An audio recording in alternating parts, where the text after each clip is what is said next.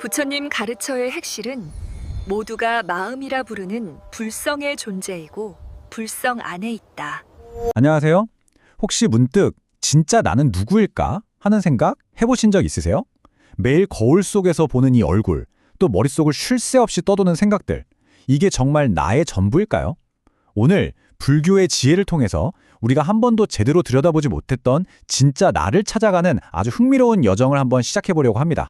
모든 여행은 바로 이 질문에서 시작되죠.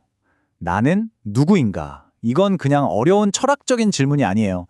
지금 이 순간에도 뭔가를 느끼고 생각하고 또 원하는 바로 나 자신에 대한 가장 근본적인 질문이거든요. 자, 그런데 여기서 불교는 아주 놀라운 이야기를 합니다. 우리가 보통 나라고 생각하는 게 사실은 하나가 아니라는 거예요. 마치 빛이 있으면 그림자가 생기듯이 우리 안에는 완전히 다른 두 가지 모습이 함께 존재하고 있다는 거죠. 자, 여기 이 표를 한번 보세요.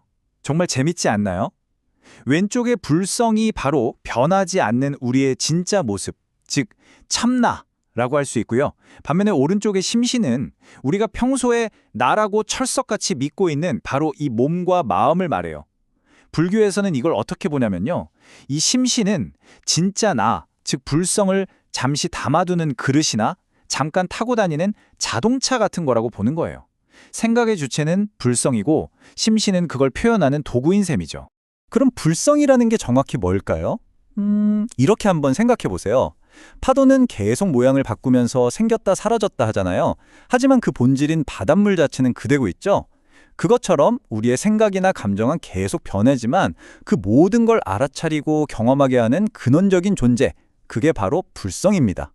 우리가 나라고 부르는 것의 가장 깊은 곳에 있는 핵심이라고 할 수 있겠네요. 그럼 우리가 평생 나라고 생각하며 살아온 이 심신은 뭘까요? 불교에서는 이걸 영원한 실체로 보지 않아요.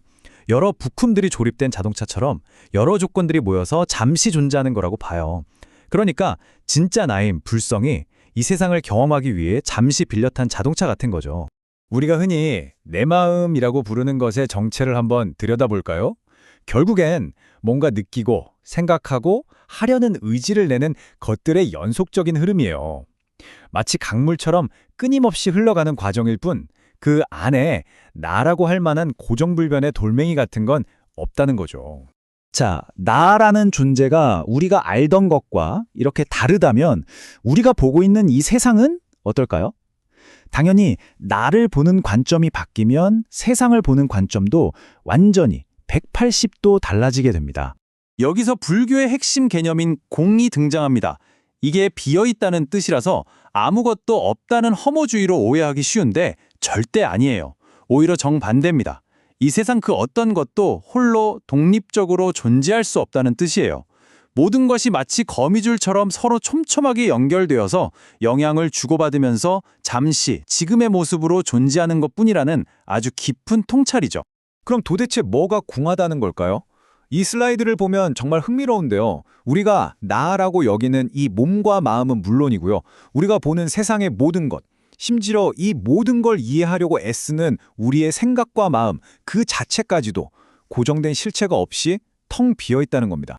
아니, 모든 게 텅 비어 있는데 어떻게 이렇게 존재할 수가 있죠? 바로 인연과보의 법칙 때문입니다.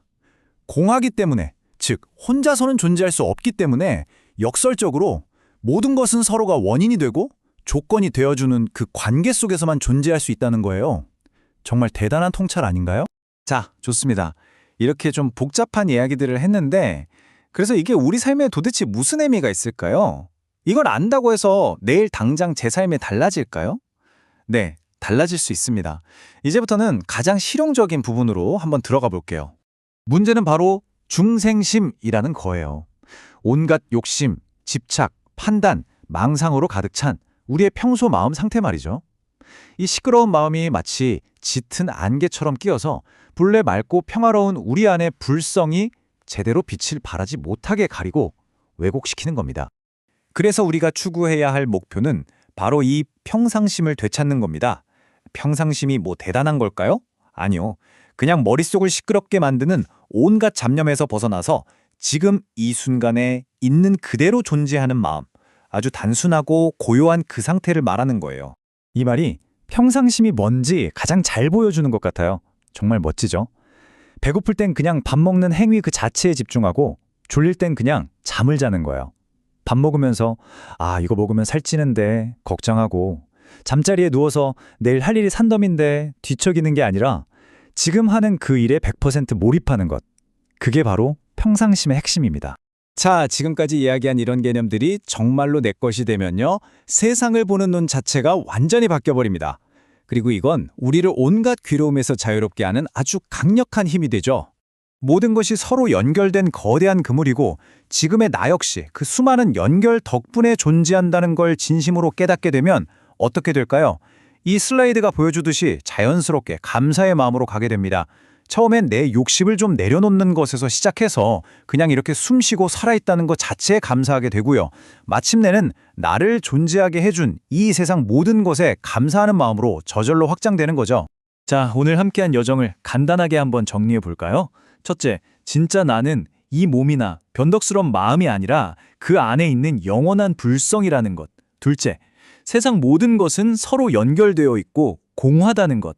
셋째, 진정한 평화는 온갖 잡념을 내려놓고 현재에 집중하는 평상심에 있다는 것. 그리고 마지막으로 이 모든 깨달음은 결국 감사하는 마음으로 이어진다는 겁니다. 자, 그럼 마지막으로 이 질문 하나를 여러분께 남기면서 마무리할까 합니다. 만약 지금 이 모든 걸 경험하는 주체가 여러분의 몸이나 생각이 아니라면 바로 지금 이 순간 이 화면을 보고 제 목소리를 듣고 있는 그것은 과연 무엇일까요?